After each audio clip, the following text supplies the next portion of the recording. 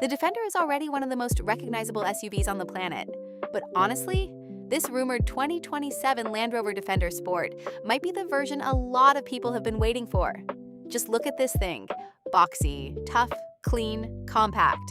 And unlike a lot of small SUVs that try to look rugged but still feel like city crossovers in hiking boots, this actually looks like a real Defender.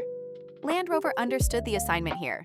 You've got the upright shape, the squared-off front end, the chunky fenders, the short overhangs, the black roof, the roof rails, and of course, that rear-mounted spare tire. Because let's be real, a Defender without the spare tire on the back just doesn't hit the same.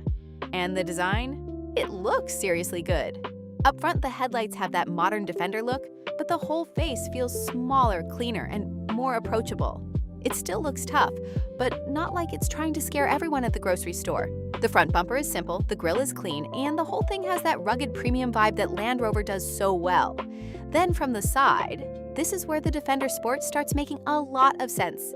The proportions are perfect for people who want the Defender look without driving something massive.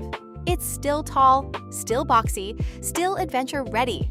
But it looks easier to park, easier to live with, and probably way more practical for everyday driving. And honestly, that might be the whole point. Not everyone needs the full-size Defender.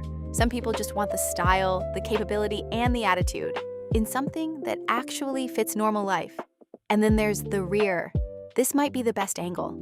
The spare tire gives it that old-school off-road personality, the vertical taillights keep the classic Defender look, and the black trim makes the whole back end feel tough without looking over-designed. It's simple, but it works.